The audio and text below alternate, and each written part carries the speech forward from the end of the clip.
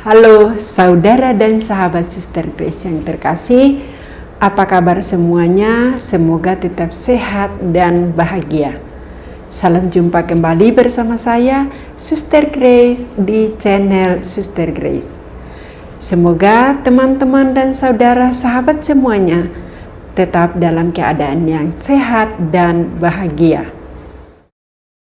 Saudara dan sahabatku yang terkasih, setiap tanggal 6 Juli, gereja merayakan atau memperingati orang kudus yaitu Santa Maria Goretti, perawan dan martir, dan Santa Godeliva, pengaku iman.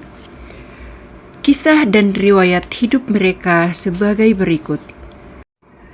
Marietta, demikian nama panggilan Maria Goretti, lahir di Corinaldo, Italia pada tanggal 16 Oktober 1890.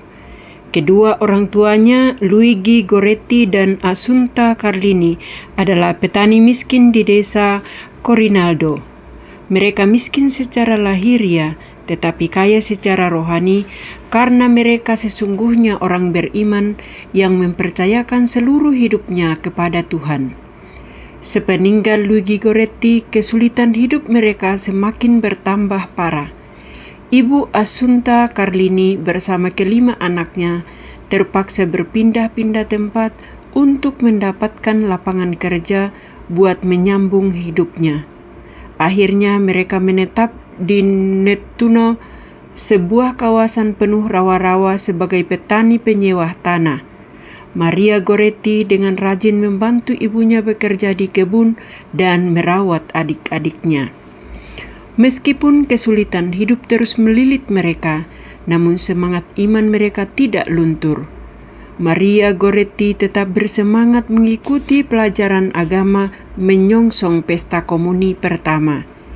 Ia rindu sekali secepatnya menyambut tubuh dan darah Kristus, meskipun untuk itu ia harus berjalan kaki ke kota untuk mengikuti pelajaran agama.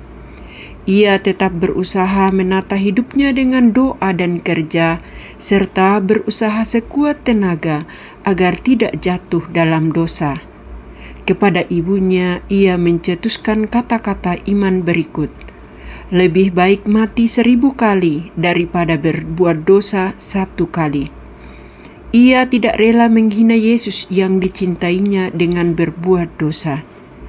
Ujian hidup terhadap kesucian hatinya demikian cepat datang. Adapun Alessandro, pemuda tetangga yang bekerja pada mereka sebagai pembantu untuk pekerjaan-pekerjaan kasar, menaruh hati pada Marietta. Telah berkali-kali ia membujuk Marietta untuk berbuat serong, tetapi tidak pernah ia berhasil menaklukkan keteguhan Marietta. Oleh karena nafsu birahi terus menguasai dirinya, ia tetap mencari kesempatan untuk merenggut kesucian Marietta. Kesempatan itu akhirnya tiba tatkala Marietta sendirian di rumah menjaga adiknya yang sakit, sedang ibunya berada di kebun. Alessandro yang sedang bekerja di kebun tahu bahwa Marietta sendirian di rumah. Dengan dalih hendak beristirahat di rumah karena letih, ia segera pulang ke rumah. Dalam hatinya ia telah bertekad bulat, berhasil atau mati. Sesampai di rumah, ia terus melaksanakan niatnya. Sementara itu, Marietta sedang menidurkan adiknya. Alessandro memanggil-manggil Marietta dan menyuruh membukakan pintu kamar. Tetapi Marietta yang tahu akan maksud jahat Alessandro tetap tidak membuka pintu itu. Sebaliknya ia berdoa meminta perlindungan Tuhan Yesus. Karena amarahnya dan dorongan nafsunya, Alessandro mendobrak pintu kamar Marietta. Ia masuk dan memaksa Marietta mengikuti dorongan birahinya. Tetapi dengan keras, Marietta membela diri dan berusaha melepaskan dirinya dari cengkeraman Alessandro. Karena Marietta tetap bersikeras menolak keinginannya, maka dia menghunus pisau yang sudah lama disiapkannya dan mengancam Marietta. Ancaman ini pun tidak dihiraukan Marietta. Oleh karena itu, Alessandro dengan kalutnya menancapkan pisau tajam itu ke tubuh gadis tak berdosa itu sebanyak 14 kali. Senja hari tanggal 5 Juli 1902 itu benar-benar kabut gelap menimpa gadis suci ini. Keesokan harinya, tanggal 6 Juli 1902, setelah mengakukan dosa-dosanya dan menerima komuni kudus, Marieta menghembuskan nafasnya dan meninggal dunia. Sebelum meninggal dunia, ia memaafkan dan mengampuni perbuatan keji Alessandro dengan berkata, "Aku ingin agar dia berada di dekatku di surga kelak." Alessandro yang melihat akibat perbuatannya yang keji itu, lari pontang-panting meninggalkan Marieta.